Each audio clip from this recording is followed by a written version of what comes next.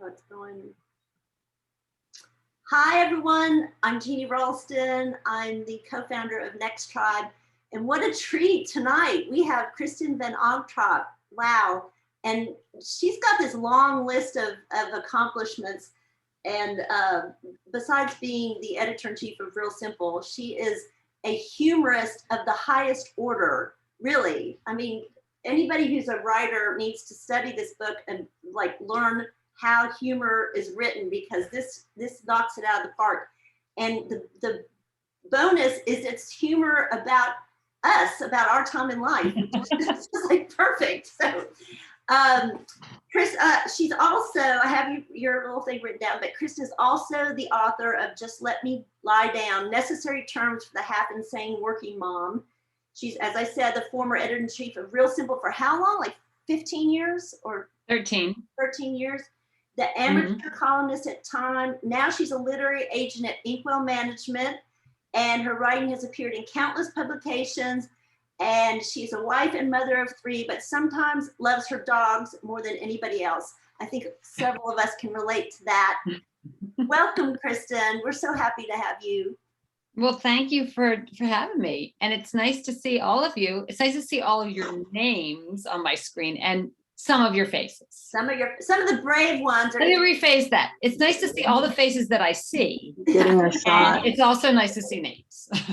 And the rest of, if you're brave, go ahead and put your camera on. Come on, let's see your faces. Anyway, but I think Kristin, you have we did an excerpt of your intro, which is fabulous. Hi, can you mute yourself? I don't know, your KL can you? Yeah, thank you. So and before you're going to read a little bit, but I want to say that what we're going to do is how we do this on all of our interviews is that you can write your questions in the chat as we go along. And then after Kristin and I go through some questions I have for her, I'll open it up and I'll use your questions in the column and I'll call you to unmute to ask Kristin directly. And the good people, her publishers have asked it in the feeder. Can you still, the good people at her publishers have said they have 5 books for us to give away. And the way I picked the 5 is based on who's interacting in the chat. So make sure you get your questions in the chat and you'll be eligible for a free book.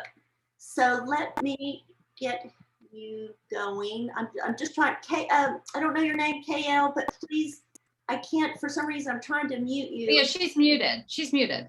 Okay. On my screen, KL Cam is muted. Okay, so great, because she was still coming up and I thought that usually means you're not. But anyway, very good. All right, so Kristin, so what do you have for us today? A little sample of the fun. So I'm going to read, this guy's is from, well, I was told the other day I'm not allowed to say you guys anymore, which is a real problem because I say you guys all the time. So I'm sorry. Let me start that again. This people on this call is from chapter 9 in the book, and it's called Things Fall Apart. And I'm going to read to you a section of that chapter that describes what happens the day after I have my first, and to this point only, colonoscopy. What no one warned me about, however, was that it would take a while for things to go back to normal. The day after my colonoscopy, it was my turn for monthly lunch duty at Axel's elementary school. Oh, Axel is my youngest child. Lunch duty for a parent means sticking on a name tag and patrolling the long, crowded tables, helping kids open their milk cartons, course correcting those who can't keep their hands to themselves, and resisting the urge to rescue what seems like hundreds of unopened bags of baby carrots from the trash. I always loved lunch duty because seeing what was inside kids' lunch boxes was like taking a field trip into the kitchens and value systems of half my town. If you know the children's book, Bread and Jam for Francis, one of my all-time favorites, you will understand what I mean. There are lunch boxes with grape jelly on squishy white bread and lunch boxes with 4-course meals. As with countless situations involving total strangers or families you know nothing about, it is impossible not to judge. The other thing I loved about lunch duty was that I sometimes got to see my favorite teacher, Mrs. Rossi, née Goldsack, the best thing that happened to Axel between the ages of 5 and 10. Maybe the best thing that happened to our entire family. She was Axel's teacher for 2 years in a row, first and second grades. She is enthusiastic and kind, and she appreciates boys, which, as any boy mom will tell you, not all teachers do. It doesn't hurt that she looks like Katy Perry, with perfect makeup, a gleaming smile, and long hair that always smells nice. While she was still Ms. Goldsack, her second grade class threw a surprise bridal shower for her at our house, which involved lots of top secret planning with her fiance, Steve, and a sweet video tribute that I bribed a guy at my office to edit. We all adored her, although Axel's adoration verged on the romantic. Before second grade ended, my son handed her a note expressing his fervent hope that Steve would treat her well because that was what she deserved. I never would have believed it if she hadn't texted me a picture of the note. And several months later, on the day Ms. Goldsack was to become Mrs. Rossi, Axel appeared at breakfast and said to me with a heavy sigh and defeat in his voice, "Well, she's getting married today." I hadn't seen Mrs. Rossi in a while, and at lunch duty on the day after my colonoscopy, I was listening to her tell me how she had celebrated her recent birthday when suddenly I felt like I had been stabbed in the stomach. "I can't believe I'm 29, she was saying. "It feels so old." I said, pinching my side and bending over just slightly, hoping she wouldn't notice. "I'm almost 30. The pain got sharper. I pinched harder. "And so many of my friends are getting pregnant." I nodded, bending over a bit more. "It's a very exciting time of your life," I said through clenched teeth. Until that point, I hadn't given much thought to what the previous day's procedure actually involved.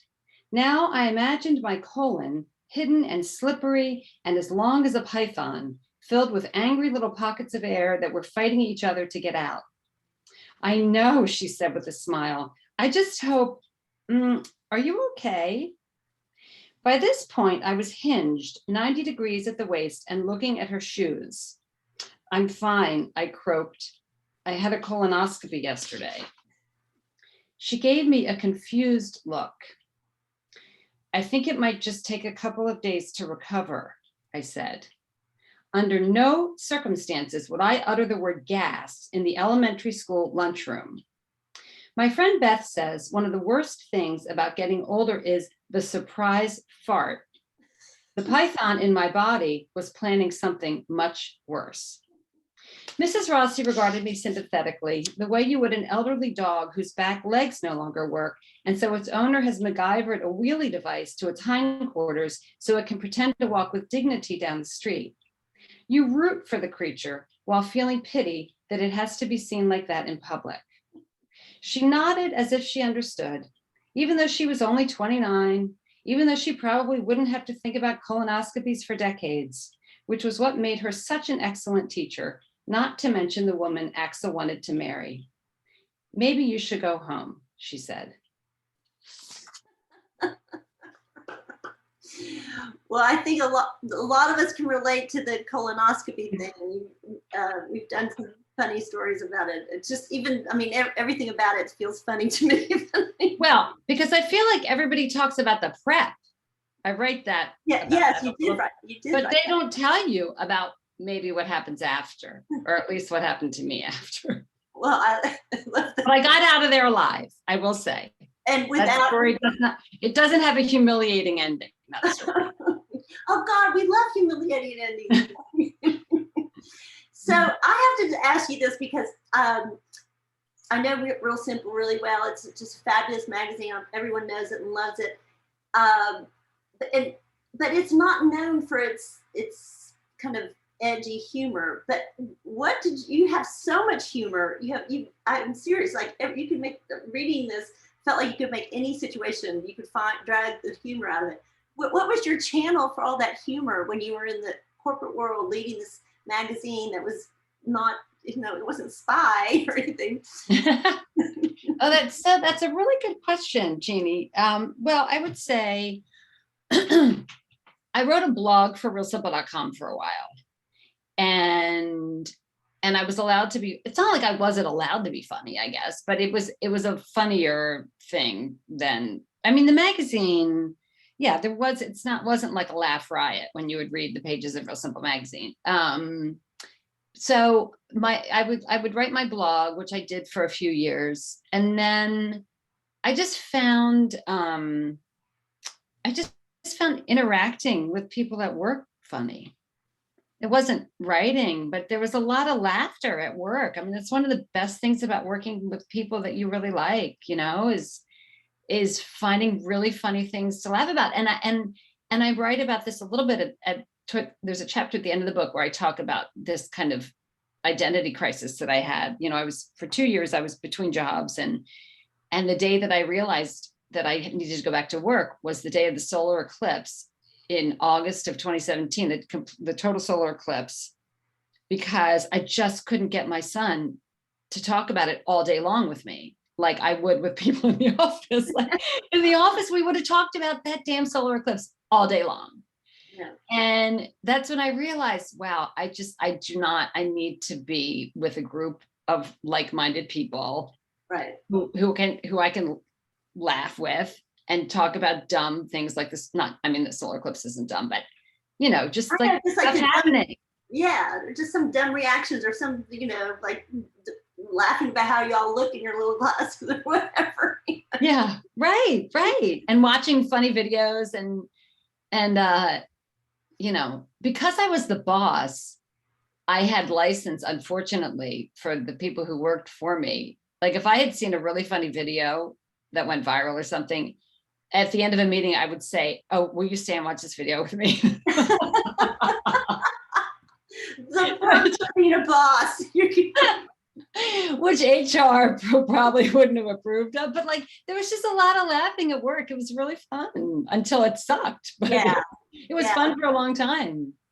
Well, one thing, you wouldn't know this, but I have said over and over since I started NextTribe, that it kind of followed a line my mother has said to me over and over, and she's 93 and just as spitfire still, but she says, if you get old without a sense of humor, there's no hope for you. And I believe that completely, and that's why I just so adore your book. And I also try to bring humor in not obviously every story in NextTribe can have humor, but there's a lot to laugh about right now. Yeah, right. You like reaching a fork in the road where you think, okay, I can like really complain about this and become super boring to everyone around me, or I can try to make it funny.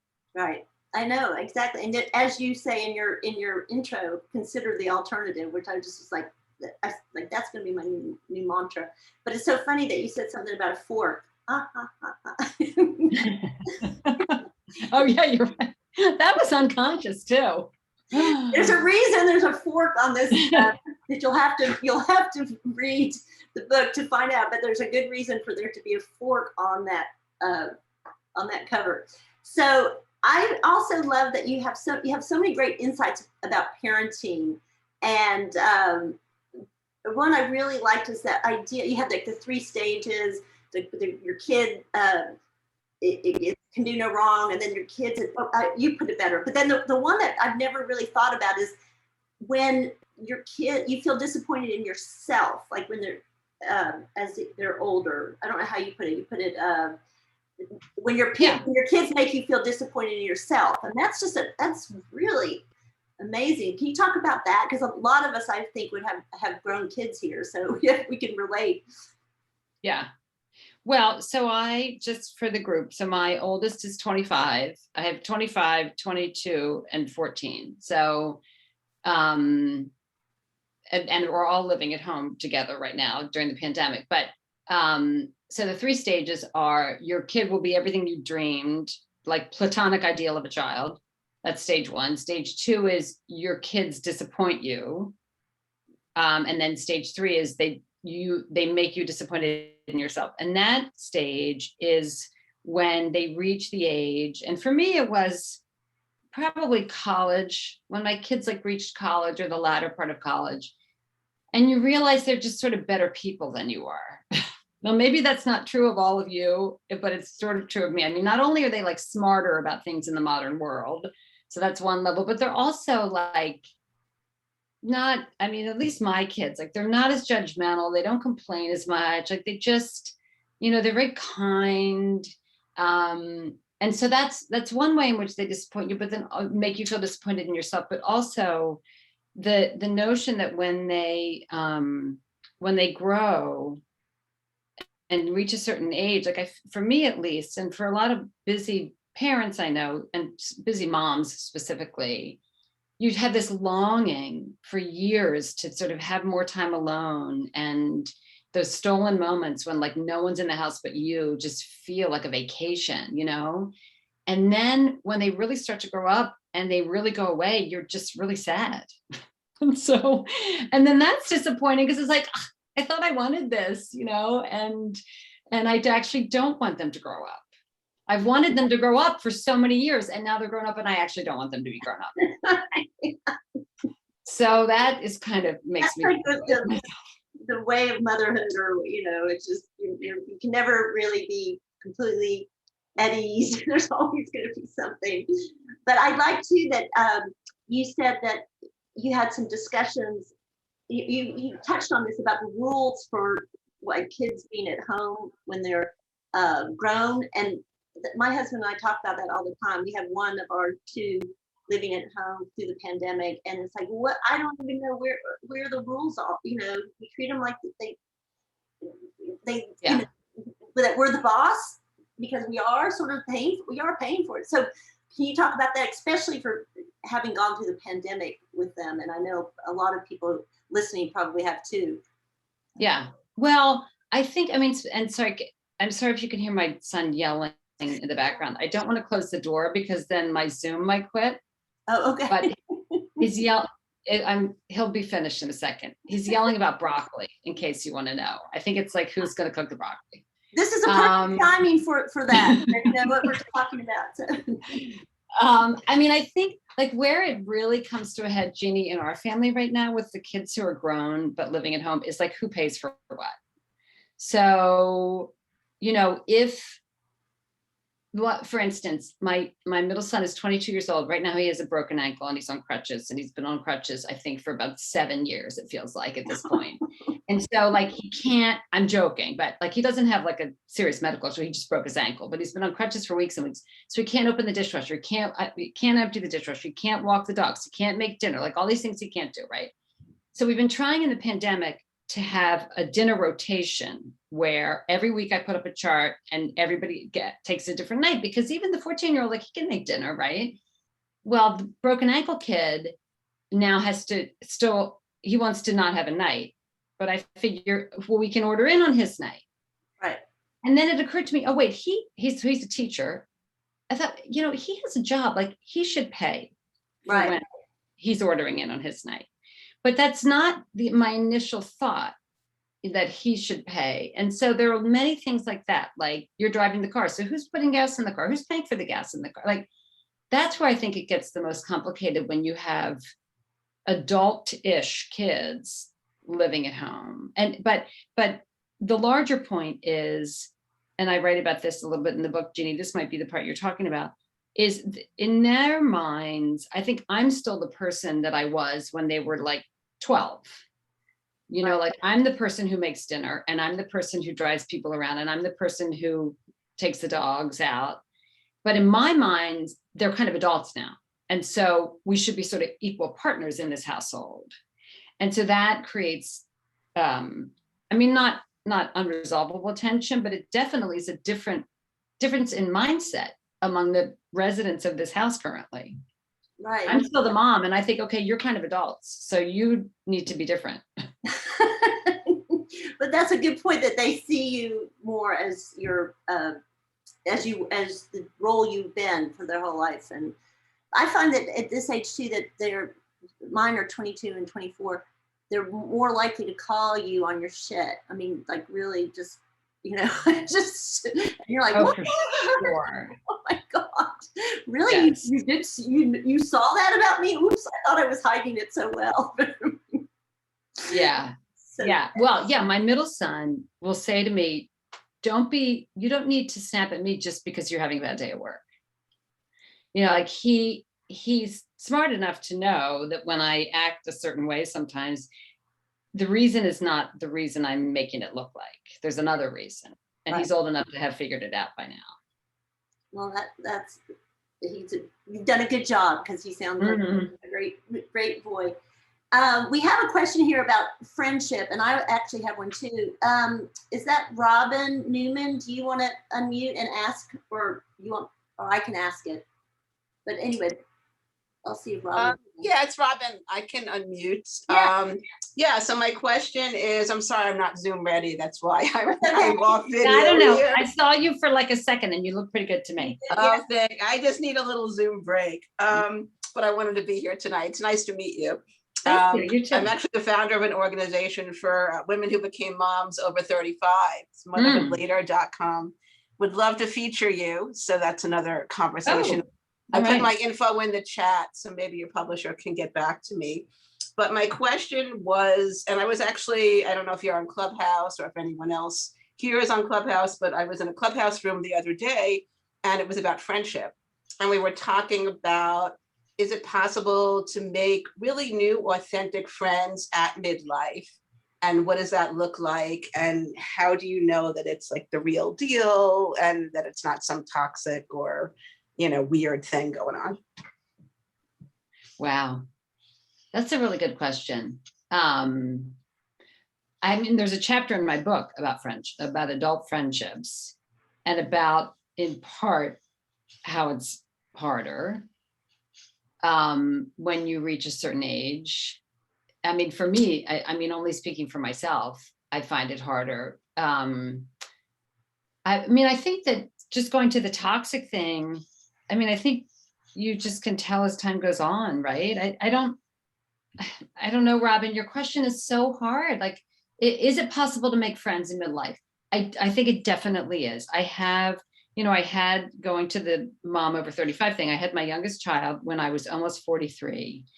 And so now I have these two friend groups. I've got friends who are the parents of my oldest kids. So they're all in their like mid 50s. And then I've got another totally different friend group who are 10 years younger. And those are people who I met really when I was in my mid 40s, because it was when my son Axel was like going to nursery school. I became friends with this whole new group of moms and dads, mostly moms. And I think the friendships are slightly different because our life experiences are not as like there are certain life experiences that I've had related to being a parent and a person in the world that they haven't had yet because they're 10 years younger. But I still think the friendships are rich and wonderful. And then to your toxic point, I don't know how you answer that. I think it just, you have to wait and see how the friendship blooms to see if it's a good one or not. Well, right? Kristin, what I thought of in your book that was interesting is you said something about people you meet now, they're not going to have the Encyclopedia Britannica version of your life because they haven't been with you. And to get them caught up, I mean, and then it makes me think, I started thinking about that too, about people I've met recently, I've become really close to, and then there's so much that I don't know about them, but I wonder if it's necessary for friendship to know all that. I don't think, I mean, if I think about people I was friends with in my teens and 20s or when I was growing up, who I never talk to or see anymore, if I were to run into one of those friends from an earlier part of my life, I mean, I'm sure you've all experienced this, you just fall right back in. They might not know if I have I don't have a gluten intolerance, but say I did. They might not know that 5 years ago I developed a gluten intolerance and it's kind of a huge part of my life. They might not know that I totaled my car last year. They might not know, they might not know important things that have happened to me in the last couple of years. And yet that bond is still there and you feel it immediately. But then you have the people who you meet when you're in your 40s or whatever, and they don't know what happened to you in high school or college or when you were newly married or what in your 20s. But it's a different kind of bond, but I think it's still a valuable bond. They're just much more involved in your daily life. Right. I mean, I'm saying something that's incredibly obvious. I don't think one is better than the other. I think they're just different. It's like make new friends, but keep the old. Ha, ha, ha. Yeah, exactly. Right. I like what you have a lot to say about love and marriage. And I thought it was interesting that you asked your dad about the secret of a long, healthy, happy marriage, and he didn't answer. And I wonder if you have an answer for the secret of a long, happy marriage. Because you're at 29, I'm also at 29 years. Oh, you are? Yeah, for me, it'll be 30 years in June, at the end of June. I think that the secret of a long, happy marriage is to manage your expectations. Frankly. Yeah, okay. But I mean, as I write about in the book, I think when you're in a long relationship, whether it's a marriage or just a long partnership, like every day you wake up and you decide whether you want to stay with that person. Right. I don't think there is a secret. I don't know that there is a secret. I think you just have to, I think one of the blessings of being in a long marriage, at least for me, I think that when my husband and I were younger, I really thought that it was our job to mold the other person to fit you exactly. And that's never going to happen. Right. So I think for me, at least, as our relationship has gone on, I've realized A, that doesn't happen. And B, I know the things that will always forever bug me about this person. And I'm just gonna, but they're not fatal to the relationship. Right. They're just irritating. And it becomes easier over time to just say, oh, there's that thing that bugs me. Yeah. Yeah. And it's not gonna break us, but it's right. And you do say something that was great, that your husband knows that you might not, I don't know if I'm phrasing it, you might not fight for him every day, but you're going to fight for the marriage. Right. Right. I really want to stay married. Yeah. Again, consider the alternative. I would rather be married to him than not be married. Right. And I guess that's maybe the question you can ask yourself every day. I mean, as long as that answer keeps being yes over a long period. I'm sure there are days that you might. Yeah, but I think everybody does. I think if you don't, you're lying to yourself. And I like, that's another thing I liked about it is it was very real, and I guess that's what appeals to me about your humor is how real it is, and it's got some edge to it. It's not, it's not like everything's fine. And I guess that's what I've tried with NextTribe. I've never liked being overly earnest. I like I just like the real stuff, the authentic stuff, because authentic that's where the humor is, that's where the warmth is, that's where life is. It's like when you get down to the reality of being humans and trying to live together in a small space, especially during a pandemic. So yeah. Well, don't you think, Jeannie, I don't know if this has been true for you, but don't you think that the older you get, the easier it is to accept and show your authentic self? Absolutely. And I think that because I think that's what we do as we get older, is we care less about the reactions of other people. What will they think? Will that make this person mad? Or, oh, I'm not going to hurt. Obviously, you don't want to be cruel, but you don't. At some point, you can't let yourself suffer, inside, because you're trying to protect everyone's feelings. Or yeah. And for those of you who joined right before we really started the event, we talked about a chapter that Kristin wrote about when she was leaving Real Simple. And I told her that one of the things I liked is that she had some anger in there, and it was so authentic. It was like, yes, you would be angry, and you didn't pussyfoot around and make it sound like, no, it was a mutual, it was just the best time. He was like, no, I didn't want to leave, but those nincompoops were ruining my magazine. Yeah. So that was That was wonderful. So speaking about your magazine, do you consider, because I talk a lot about where, you don't have to have seen your peak yet, at our age, we still have lots ahead of us. I mean, you had this huge job, impressive job, and the way you grew the magazine and all that, and became so part of the culture. Do you see that as like the peak of your career, or are you still thinking it can be ahead of you? Oh gosh. I don't know. It was a peak. I don't know if there's only ever one peak. I know that there was a time when I was perfectly happy in that job, and that I felt like I was really well suited for it.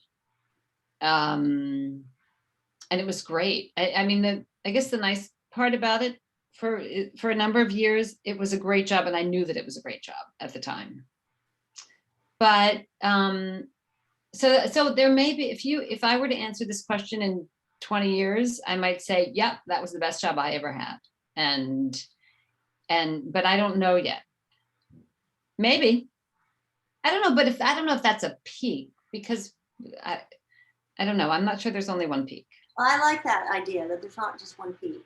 I like it. So we're going to open it up more for questions in a minute, but I do want to know how, right now, Kristin's a literary agent, and you kind of, in the book, you talk sort of about the career, looking for a career, kind of finding what you want to do with yourself after leaving Real Simple. But I wonder how that came to be. How did you end up as a literary agent? Because I think that's interesting. Well, when I left Real Simple, my agent, who Jeannie, Richard Pine, he sent me an email, and he said, you either need to write another book or you need to come work at Inkwell as an agent. And one thing I will say about my career, which does not say good things about me at all, is my career has always been incredibly reactive. I've never been good. I tried for 2 years in between jobs just to be really self-directed and say, I'm going to find the thing. I'm going to find the thing that I was always meant to do.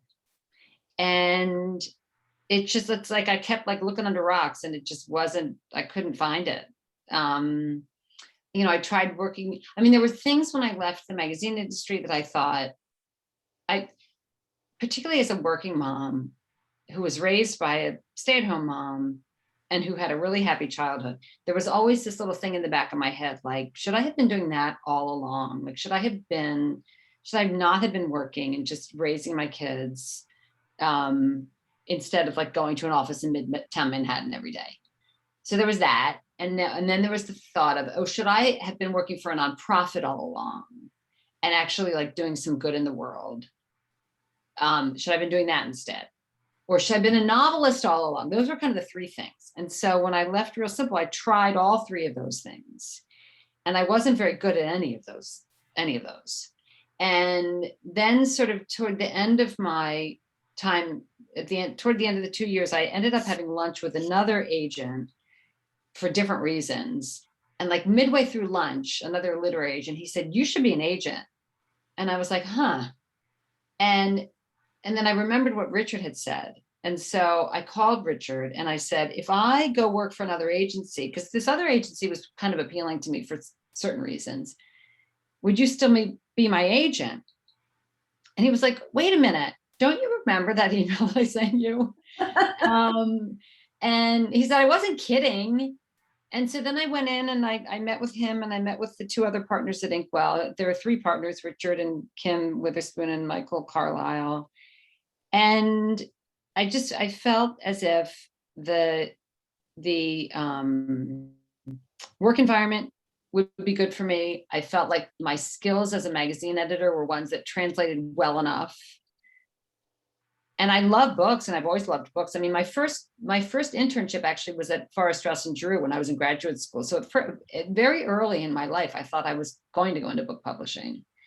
And so in that way, it was kind of coming full circle a little bit. But I thought, well, I'll try it and see how it goes. And so 2 years in, I'm still there, and I don't think that I'm like the best agent in the history of agents, but I'm not a disaster. I'm somewhere in between those two things. Well, do you specialize in any kind of books? It's mostly nonfiction. The books that I have sold and the books that I've got in the pipeline really pretty closely map with what my career has been. So a lot of lifestyle and memoir, basically. I mean, I love fiction in my own life. I read almost exclusively fiction, but fiction is really, really hard to sell as an agent. Yeah. Hard to find really good fiction and really hard to sell. Well, we did a book publishing workshop with Sarah Nelson. Oh yeah. Sure, I used to work with Sarah at Memoirs, long time ago. So yes, we know that we picked 12 women to present their ideas to her, and yeah, people found out how it's hard. The publishing world is difficult. But another thing you said in the book, and you kind of alluded to right now, is this idea that as you get at this age, you've done so much in your life that but my feeling is nothing is wasted. And you said it comes full circle, like you've done stuff and then you're like, you come back to it and you like, oh, that's right, I did that. I've got that in my wheelhouse, which is something I find very comforting to, at this age. It's like, hey, I'm not a complete newbie at everything I've tried, everything I'm doing. I've got some experience behind me, which is a relief. Yeah. So I like that part. So we're going to open it up for questions, and I have one of a longtime fan of yours, Leah Moynihan. Do you want to unmute yourself? And I'm going to close my office door. Leah, if you unmute yourself, you can ask. Yeah, there you are. Hi. Kristin, I'm such a huge fan. I really enjoyed your time at Real Simple and am thrilled to see you here. So my question was about, given that you've got 3 kids at home, some of whom are not children anymore, what was sort of your favorite parenting experience during COVID? Oh, I would say the very beginning of COVID, when it's hysterical kind of to think about this now, it felt a little bit like a vacation, right? For the first month, you're like, oh, this is sort of good. Little did we know.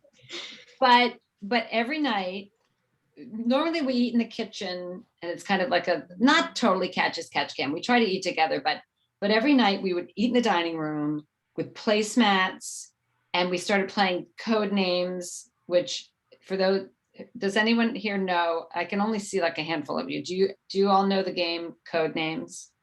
Oh, it's so great. Okay, if you take anything away from this Zoom, you must all immediately get Code Names. It's the best game. But so we played Code Names many nights, and it was just really, and then on Christmas last year, nobody could come, and we couldn't go anywhere. And so it was just me and my 3 kids and my husband. And I made a terrible dinner, which made me so mad. And I was just sort of like bitching about it because I thought it was kind of a failure. And then we put on music and we were doing the dishes, and we started doing a conga line on the first floor of our house. And I thought, okay, this would like never happen in normal times, So there have definitely been a couple of moments where I think, this was really great. When it was just me and my family, and the outside world couldn't get in, and they were forced to enjoy being with their mother, or at least try. So I would say that. That's a beautiful image if you're doing a conga line. I love that. Thank you for sharing. Oh, that Mariah Carey song, that ubiquitous Mariah Carey song was on, and I don't know. It was just, we'd all been drinking a little bit, not a ton, and not the 14-year-old, I hasten to add. But it was just real. And the broken ankle kid didn't have a broken ankle yet. It was really, I think I'll always remember that. It was great. Okay, and with Tatiana Sussex, you have a story, a question about ambition. Do you want to unmute so you can ask? Yeah, thank you. I have unmuted myself. Hi, Kristin. It's great to Hi. meet you. You too. I love your background. I don't know what that is. Oh, but thank you. It's a artisanal shower curtain. Oh my gosh, it's beautiful. I love it. That's a good idea. Yeah, thank you. I had to try a few before I got it right. You know, I think I first read a piece of yours in The Bitch in the House. Mm-hmm. Yeah, that was a fantastic collection, I thought. Thank you. So I'm wondering, you know how you mentioned the colonoscopy, that you weren't sort of really like, why doesn't anyone prepare you for what comes after? I felt like, you know, I'm in my mid 50s now, but as I got into my late 30s, I thought a lot about ambition and like, why doesn't anyone prepare you for how your ambition changes? And it can sort of topple you in a way because you're still going after something. And then one day you wake up and realize, oh, I guess I don't care about that as much. And it can be a little bit of a very unsettling. So I'm just wondering how the topic of, or how ambition has changed for you and how you've related to that changing ambition. That was a long question. No, it's a really good question. I mean, I don't know. Ambition is such a funny word for me. I've never thought of myself as ambitious. I like to get stuff done and I'm competitive. Now, is that ambition? I don't know. I don't, every job I've ever had, I never thought I want to be the whatever. It just always sort of, I mean, as I said before, my career has always been really reactive. But then when I get into a thing, I think, okay, I want to be the best person at that thing. And so I don't know if that's ambition, but I think that when I worked at Real Simple, we did a study with Time Magazine on women and ambition. And then I wrote a piece about it for Time. This is probably 5 years ago now. And a lot of women have complicated feelings about ambition. And the most interesting, but the data was not actually super interesting in that men and women felt similarly about a lot of things. But one thing that was different was where there was the market difference. The biggest difference between men and women was the question was, if you are offered your boss's job and you don't really want it, will you take it anyway? And the overwhelming majority of men said yes. And most of the women said no. And they were women, but I think they were women of all ages. I don't think they were just women who had reached their 30s or beyond. But when you looked at the verbatims in the study, women talked a lot more about having work that had held meaning for them than men did, at least in this study. And it was like 2,000 people nationwide or something. So I think for me, the biggest driver in my career has been more like, am I having fun? And that's what made me stop working in magazines, is it was not fun at all by the end. So I don't know, that doesn't really answer your question. Certainly my priorities changed when the kids came along, and they're very different now. I don't care to have a huge career right now. I just want to enjoy my days and sleep well. The sleep together. She has a whole chapter on sleep. Oh my God, you got to read that, because hell, we all feel that, I think, the sleep thing. But I think it sounds like you, besides having fun, one through line is to have some meaning. I mean, right? I mean, would that be a change in your ambition now? Is that you want to make sure it means something to you? I mean, or you feel like you're giving back, or I don't know. I mean, it's satisfying when you're working as a literary agent and you're working on a book that you think, when people read this book, it could change things for the better for somebody or for people. Right. And when I worked at Real Simple, one of the most satisfying things working there, probably the most satisfying thing, was when women would write in and say how much they loved the magazine. And because of Real Simple, they could get dinner on the table in half an hour when they got home from work. That was really satisfying, because you felt like you're making people's lives, their daily lives. You're not, curing cancer, but you're making their daily lives better. Right. And that's really satisfying. And I think there's meaning in that. Yeah, no, definitely. I see that. Lucy Frost, you have a question? Yeah, thanks so much for being here. How, and I don't know when you finished this book, as far as when you started at Inkwell, but how difficult was it to find space to write or to edit or wherever you were in the process when you had other people's manuscripts sort of calling at you and commanding your attention as well, balancing those two? Well, I started writing the book when I was between jobs. And so I probably had written, I would say, at least 50% of the book before I started working again. And when I was writing the rest, I don't know,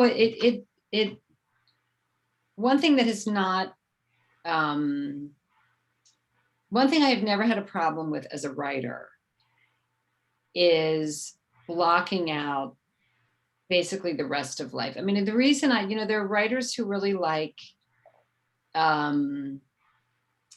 writing, and there are writers who really like publishing.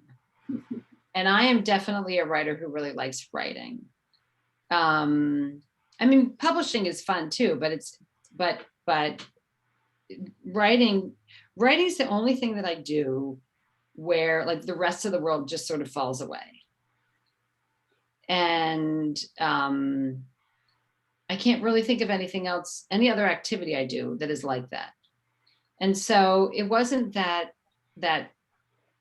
hard. I mean, the part that's hard, I guess, maybe as an agent who's also writing, is that when you're working on a project with an author and they don't know how to fix it, I am probably, I don't think I express this to them, but I'm in my head maybe not as patient as I could be sometimes, because I think like, how is this not clear to you, how you can make this better? Does it make you a lot more editorial of an agent?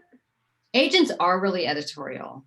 I edit more now as an agent, and it's true of all my colleagues at Inkwell, than I did for the last probably 8 years of my magazine life. Like by the time you reach a certain level in magazines, as in other careers, like you're not really doing the thing you got into that career for. Like you're managing people who are doing the thing, and so a lot of agents, if you work, particularly if you work in nonfiction, and which when you sell nonfiction, you're selling it on proposal to a publisher.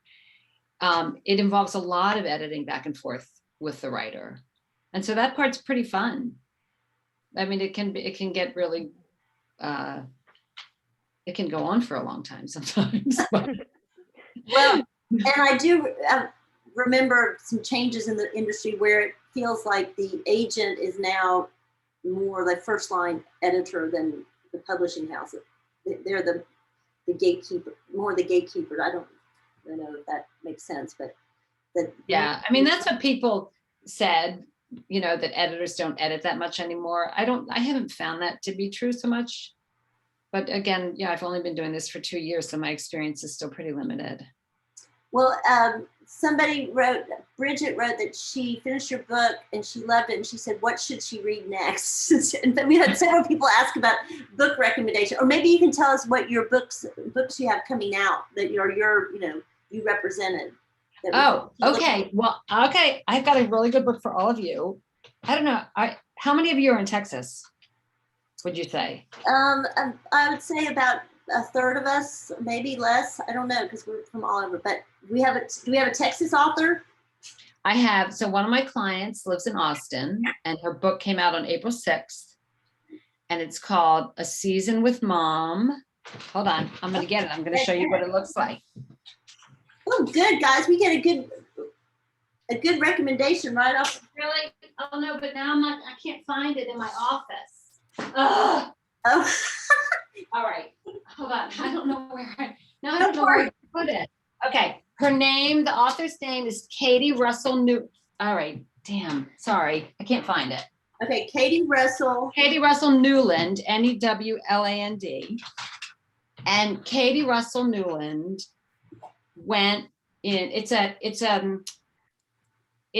the subtitle is Love, Loss, and the Ultimate Baseball Adventure. Oh. And so Katie grew up in New Orleans, and she and her mom had this sort of difficult relationship, and but they really bonded over baseball. And so they had this dream that they would eventually go to all 30 major league parks. And her mom got cancer and died. And when Katie was in her maybe early 30s, and then Katie got cancer. And when Katie was well, she decided she was going to go to all 30 parks to honor her mom. And so in the summer of 2015, she, between opening day and the World Series, she went to all 30 parks. And in each one, she writes a letter to her mom. And so over the course of so it goes chronologically. And over the course of the book, you learn about their relationship. And she took photographs in each one. So each one has a photograph and a letter. And it's just a really great end. If you, sometime this summer, I can't remember when, I don't know if they know yet, the Houston Astros are giving away 1,000 copies of her book at one of their games. What? It's just a really great book. Anyway, it's lovely. So if you have any baseball fans in your life, or cancer survivors, or difficult mom-daughter relationships, That covers a lot of territory. It does. It's a great Mother's Day gift book too. It's kind of a little book. It's just great. And Katie Russell Newland is the best. Okay. And so a friend says you should be shopping that to Netflix or Amazon. You probably already are. So Yeah. Yep. I can't say yet because the deal is not done, but Katie Russell Newland hopefully has a film TV future. Oh, it's a great book.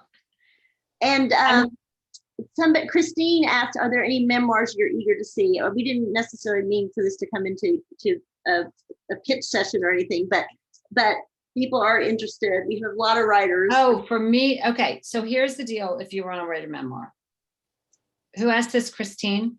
Yeah, Christine. Hi, Christine. I see you. Thank you for letting me see you. Okay, I'm giving it to you straight though. Here's what you need to write a memoir. You need one of three things. And if you have all three, it's fabulous. But most people don't have all three. You either need to have a big platform. Okay, so like 300,000 Instagram followers. All right. Or you're the CEO of a company or something, right? So you either need that, or you need to have a bananas story, like something that's so unusual, or you need to be an unbelievably great writer. So the bar for memoir is really, really high. Memoir is really hard to sell. Katie Russell Newland, who I just mentioned, my client, it didn't hurt when I was selling her book that Peyton Manning wrote the introduction to her book. Oh my God. Peyton Manning grew up across the street from her. It's a great book, right, but that helped me sell it. The fact that she'd been on ESPN when she did this thing, like Katie. So Katie's a great example because Katie is a lovely woman who taught at the University of Texas, lives in Austin, but is not a known name. I met her at the Texas Writers Conference in the summer of 2019. She had a great proposal, but when she did the 30 baseball parks that season, because she knew Peyton Manning, he told like so-and-so, whoever this anchor at ESPN, it was on ESPN. And so when I sent out her proposal, I had the ESPN clip, I had the Peyton Manning thing. It was a really poignant story. But so you need it's hard. Memoirs are really hard. Yeah. Well, let's ask you, we're going to end here, but I wanted to ask you about what you're going to be writing next, because we do all want to keep reading your writing. Oh, definitely. So do you have? You're nice to say that, Jeannie. No, I'm more than nice. I mean it completely. So. I don't have anything. I'm not working on anything right now. I'm not doing anything right now. I mean, the thing with publishing is if this book sells less than my first book sold, it's going to be harder for me to write a third, so I sort of have to wait and see how this book does. to see if there is a third book in my future. I don't know, hopefully, but it's never a guarantee. Well, everybody here, we've got to help Kristin get the book up, sales up. So let's spread the word. That's how it works, right? It's word of mouth, and hopefully. Yeah. So, but I think that maybe there might be a book when you really become an empty nester, because you still have someone at home. And you write in the book how you sometimes see neighbors or with their elementary school kids and everything. And I look at you and I'm like, she still has somebody at home, a little one. I mean, he's not little, but you know what I'm saying. Yeah. Well, that's why we did it. Oh, yeah. I just didn't want, it's not that simple probably, but I didn't want that phase of life to be over yet. Well, I get it. It's that bittersweet thing. I'll just do real fast, but I had postpartum depression with my second son. And then after he left for college, I had another bout of depression. I called it post-departum depression. Oh yeah, exactly. Postpartum and post-departum. Yeah, so, that's a good name for it. Yeah, too. It was my bookends of being a mother, but I've adjusted myself. But still, I do love the idea of still having kids at home. Let's see if there's anything else. I think we got all the questions, but I want to thank you so much for coming. It's been just a joy to meet you. And I'm going to be spending part of my time up in the Northeast this summer, because I used to come to New York all the time, but of course nobody is. And I do want somebody to write the really funny take on our COVID lives. So if we can say funny and COVID at the same time, but again,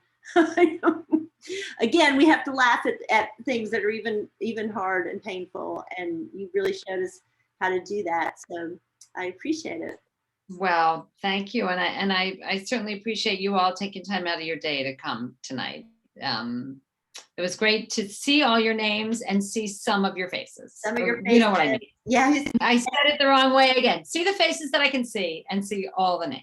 And make sure you get a copy of her book. We do want to support our authors, and especially women who are talking about our time in life. And when you get one, make sure you review it on Amazon, all that good stuff, right? That all helps. Goodreads. It does. Spread the word. It does. Also, people on Goodreads are mean too, some of them. They're nicer on Amazon than they are on Goodreads. Woo! Well, tough crowd. You're right about that. I get nervous for the author just reading some of those. I think to myself, I hope they're not looking at that. Well, thank you so much to everybody. So nice meeting you. Take care. You too. Have a great night. Thank you all. Thank you. Bye-bye.